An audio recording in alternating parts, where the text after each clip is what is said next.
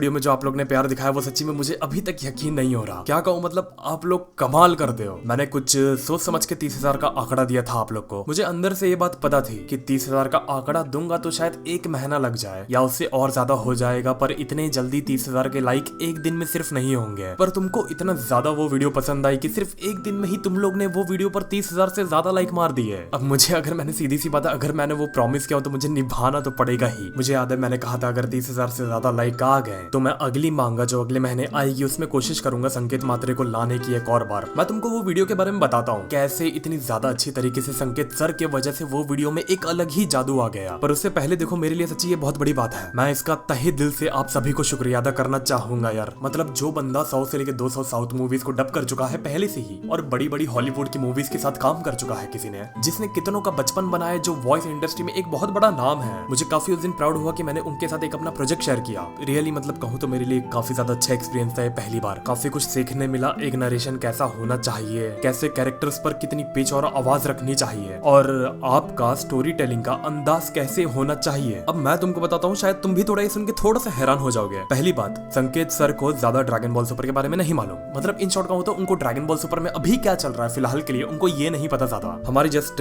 एक दिन कॉल पर बात हुई और ये तय किया हम लोग ने कि ठीक है चलो आगे मौका मिला तो हम कोई भी वीडियो पर काम करेंगे। फिर मेरे दिमाग में था कि मोरो की मांगा आने वाली है। अब ध्यान रखना, सर को कैसे पता होगा कि हमारे ड्रैगन बॉल के वर्ल्ड में क्या चल रहा है। फिर जिस दिन 20 तारीख को मांगा रिलीज होती है, हमेशा 8 बजे आती है रात को मांगा, मैंने उनको तुरंत वो चैप्टर का लिंक दे दिया और कह दिया सर आप काम करो, चैप्टर पढ़ लो और कहानी को थोड़ा आपको पता चल जाएगा कि कहानी कैसी है। अब देखो उनके लिए वो चैप्टर काफी ज्यादा अनजान था और वो चैप्टर 60 था। मतलब अगर उन्होंने पढ़ा भी होगा तो उनको ये नहीं पता होगा कि ये कहानी में बात कहाँ तक पहुंची है, आगे की कहानी में क्या हुआ और ये सब क्या चल रहा है और पीछे की कहानी में क्या हुआ। फिर उनका मैसेज आता है, हाँ मैं पढ़ चुका, तुम सिर्फ बता दो कहाँ कहाँ से मुझे मेरा पार्ट करना है। अब ध्यान देना, मैंने सिर्फ और सिर्फ 2 से लेके मुश्किल से 3 मिनट तक, मेरे ख्याल से वो सिर्फ ज्यादा से ज्यादा 2 ही मिनट होंगे, वो 2 मिनट में सिर्फ मैंने उनको कॉल पर मांगा के बारे में इतना ही बताया कि सर देखो वीस शांत कैरेक्टर है, मीरस उसका छोटा भाई है, काफी इनसिक्योर रहता है वो, और मोरो के बारे में तो मुझे लगता नहीं कि मैंने उनको बताया भी। मैंने रात में ये बताया और 2 से लेके 3 घंटे के बाद उनकी पूरी रिकॉर्डिंग आ जाती है। और जब वो रिकॉर्डिंग को खोल के सुनता हूँ मैं, मेरी मानो मैं एडिट वगैरह छोड़ के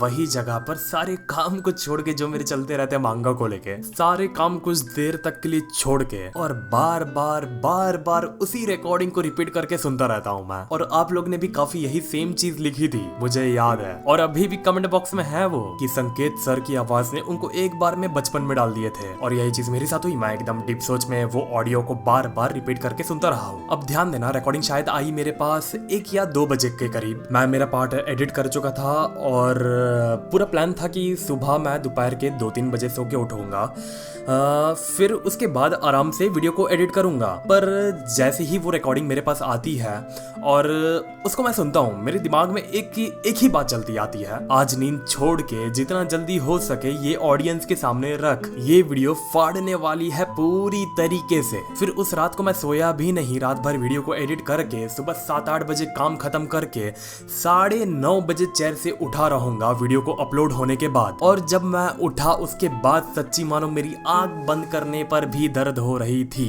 और बैक पेन से एकदम मेरी फटी पड़ी थी मेरी। और सच्ची संकेत सर के लिए सोच के भी काफी हैरानी होती है और सोचता रहता हूँ कि सिर्फ इतने कम वक्त में उन्होंने कैरेक्टर की नस नस पकड़ ली है, और इतना परफेक्ट डायलॉग डिलीवरी, इतना परफेक्ट स्टोरी नरेशन, काफी चौंका देने वाली बात है यार ये सब। जैसी सिचुएशन मांगा में थी, गोकू ज्यादा डैमेज्ड है, वो कैसे कहता होगा वेजिटा को, और मोरो थोड़ा सबसे ऊपर चल रहा है तो वो कैसे बात करता होगा सबसे, वो सबका विजुअल हमें उस दिन मिल गया। मुझे पता है काफी देर हो गई पर अभी तक हम मुद्दे पर नहीं आए हैं, पर चलता है यार कभी कभी। आप लोग मेरी ऑडियंस हो तो मैं जब चाहे तब आप लोगों को बता सकता हूँ ये सब के बारे में।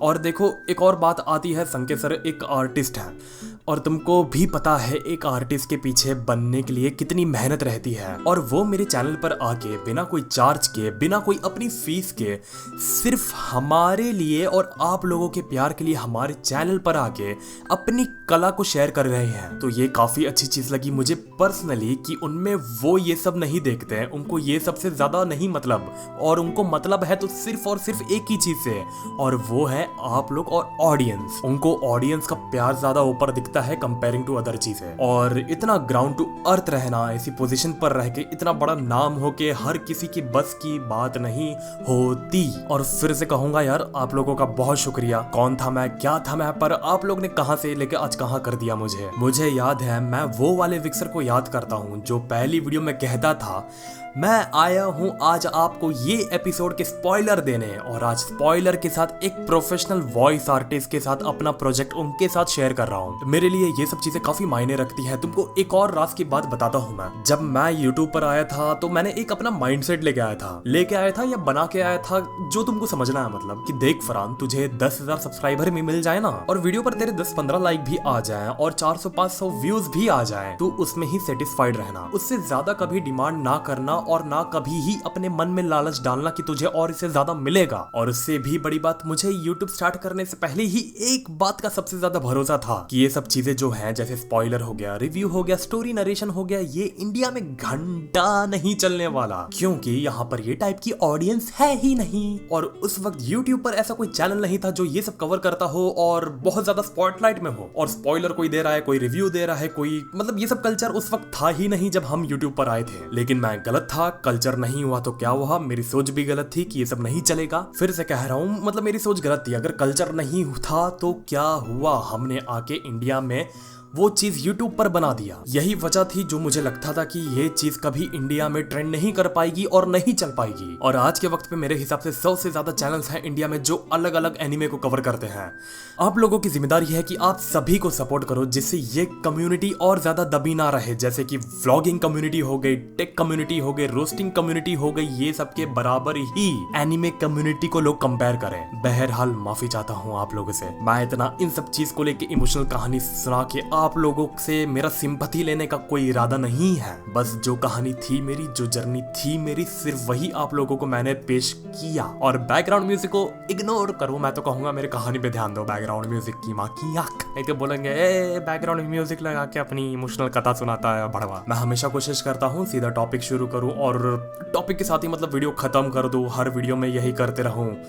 पर जो चीज़ मतलब प्यार आपने वो वीडियो में दिखाया तो समझ में आता है कि तुझे तेरी ऑडियंस कैसे ट्रीट करती है और तू उन्हें कैसे ट्रीट करता है। तो चलो, अगर वीडियो के टाइटल में है कि अल्ट्रा इंस्टिंक्ट गोकू का क्यों वीक हुआ और उसके रीजंस क्या है और इतना चर्चे में क्यों है, क्योंकि उस दिन हम सिर्फ ये मांगा पढ़ के चले गए थे, पर ये मांगा में काफी सवाल रह गए थे जिसको हम कोशिश करेंगे आज प्रेडिक्ट करने की। सबसे पहला सवाल, क्या गोकू का अल्ट्रा इंस्टिंक्ट अब कमजोर हो चुका है और उससे इतना ज्यादा कमजोर क्यों दिखाया जा रहा है? अब मेरे ख्याल से मेरे को विक्सर के फॉर्म में आना पड़ेगा, बहुत हो गया फरहान। देखो, तुमने गौर किया हो या ना हो, वीस ने कहा था कि अल्ट्रा इंस्टिंक्ट में तुम्हारे जो इंस्टिंक्ट होते हैं उनको अपने हिसाब से रिएक्ट करने दो, ना कि तुम ये सोच के डिसाइड करो कि तुम्हें कब किधर मारना है, अब किधर मूव होना है। अगर तुम ये सोचते हो फिर वो अल्ट्रा इंस्टिंक्ट नहीं रह जाता, क्योंकि तुम अपने दिमाग में स्ट्रेस डाल रहे हो, चीजों को अपने आप नहीं होने दे रहे। और ये चीज हमें साफ मांगा में पता चल रही है। गोकू भले से ही वो स्टेट में पहुंच गया है जहां से वो अल्ट्रा इंस्टिंक्ट को इस्तेमाल कर सकता है, पर उसके इमोशंस, उसकी सोच, उसके एक्शंस उसके अल्ट्रा इंस्टिंक्ट के बीच में आ रहे हैं। वो काफी ज्यादा डेस्परेट है मोरो को लेके कि वो उसे कैसे हराएगा। यही चीज उसे मेरे हिसाब से अल्ट्रा इंस्टिंक्ट में पीछे कर रही है। तुमको ये पता है, जब टूर्नामेंट ऑफ पावर में गोकू 3 बार अल्ट्रा इंस्टिंक्ट में गया था, उसका पूरा बॉडी लैंग्वेज, उसके बात करने का तरीका सब चेंज हो चुका था। उसको पता भी नहीं होता था कि वो अल्ट्रा इंस्टिंक्ट के स्टेट में पहुंच चुका है। आखिरी में हाँ, वो थोड़ा यूज्ड टू हो गया था उस फॉर्म से, पर जब एकदम फ्रेश अल्ट्रा इंस्टिंक्ट आया था और जब गोकू अपने अल्ट्रा इंस्टिंक्ट के पीक पर होता था, ध्यान देना मैं बात कर रहा हूँ पीक की, तो आसपास में क्या हो रहा है उसको कुछ अता पता नहीं होता था। अब इसमें मैं कह नहीं सकता गोकू अपने अल्ट्रा इंस्टिंक्ट को कब पीक पर लेके जाएगा जहां वो एकदम कॉन्शियस रहे, अपने इमोशंस और थॉट्स को बीच में ना आने दे। इसका एक ग्राफ होता है अल्ट्रा इंस्टिंक्ट का, अगर तुम मेरी मानो तो ये धीरे धीरे एकदम ऊपर स्पाइक करता है और उतनी ही तेजी से नीचे आने लगता है। टूर्नामेंट ऑफ पावर में भी हमने यही देखा। पहले पहले वो एकदम स्ट्रांग हो जाता है अचानक गोकू, फिर वो उस रेंज पर आ जाता है जहां वो अपोनेंट को फाइट दे पाए और धीरे धीरे उसका वो स्टेट एकदम नॉर्मल हो जाने लगता है। फिर नॉर्मल होने के कुछ देर बाद आपका वो स्टेट चला जाता है और ये जो भी स्टेट है मोरो के सामने मैं कहूंगा normal state of ultra instinct है ये। और मीरस भी यही कहना चाह रहा है कि गोकू को खुद को इतना ज्यादा नहीं थकाना चाहिए इस स्टेट में, क्योंकि अगर वो इस फॉर्म को लेके पीक पर जाता है तो काफी कम समय तक वो इस फॉर्म को बनाए रख सकता है। सुपर सेन के फॉर्म में जब तुम जाते हो तो तुम डायरेक्ट एक ही बार में स्ट्रांग हो जाते हो और उसका कोई स्टेट और उसके कोई लेवल नहीं होते हैं। पर अल्ट्रा इंस्टिंक्ट में जाने के बाद इसके काफी पार्ट होते हैं, जैसे कि मैंने बताया, एक वीक वाला, एक नॉर्मल वाला और एक एकदम ऐसा कि जिसमें वो खुद होश खो दे, जिसका सीधा मतलब है गोकू अभी अपने को वो एरिया में नहीं डाल पा रहा जहां उसका अल्ट्रा इंस्टिंक्ट पीक करता हो, क्योंकि टूर्नामेंट ऑफ पावर में सिचुएशन काफी ज्यादा अलग थी। उसमें ऐसा था मारो या मरो, पर इसमें उसके पास काफी ज्यादा ऑप्शंस अवेलेबल हैं। सेंजो, बीन्स, बीरस, वीस, वेजिटा वगैरह, जिसकी वजह से उसके अकेले के कंधे पर ज्यादा जिम्मेदारी नहीं है। लेकिन टूर्नामेंट ऑफ पावर में वेजिटा के जाने के बाद वो ऐसा मंजर बन चुका था, उसको पता था अब उसके लिए और कोई नहीं आने वाला, सेंजो, बीन भी नहीं आने वाली। वो किसी की ना तो मदद मांग सकता है ना तो कुछ और कर सकता है। हमें पता है उस वक्त एंड्रॉइड और फ्रीजा थे, पर गेम चेंज करने वाला उस वक्त एक ही शख्स वहां पर मौजूद था जिसका नाम था गोकू, जिसके ऊपर पूरे यूनिवर्स की उम्मीद टिकी हुई थी। पूरे यूनिवर्स की किस्मत उसके कंधों पर थी। बीरस तक ने क्रिलिन को चुपचाप बैठा दिया था कि भाई तू चुपचाप बैठ और फाइट को देख। इतना ज्यादा इंटेंस माहौल था वो। पर यहाँ उनके पास काफी ज्यादा ऑप्शंस अवेलेबल है गोकू वेजिटा के पास। वो फ्यूजन डांस करे या पोटारा करे या बटन दबा के जेनो को बुला ले,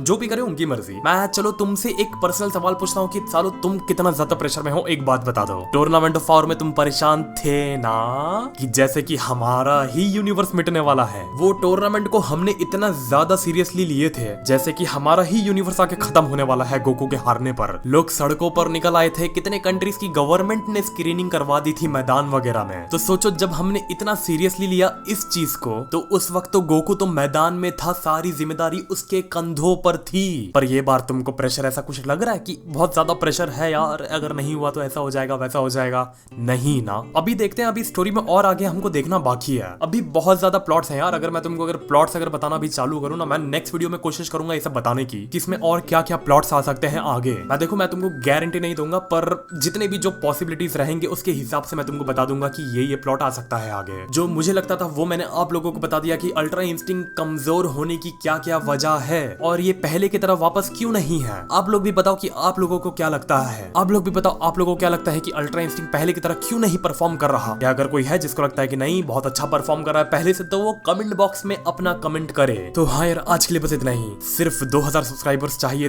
300K में। अगर आपका मन चाहे तो आप कर सकते हो। अगर वीडियो पसंद आई तो तभी करना, और वीडियो को लाइक भी कर दोगे तो थोड़ा अच्छा ही होगा। तो मिलते हैं फिर अगली वीडियो में एक और नए टॉपिक के साथ। तो नमस्ते, खुदा हाफिज, सत श्री अकाल एंड गुड बाय।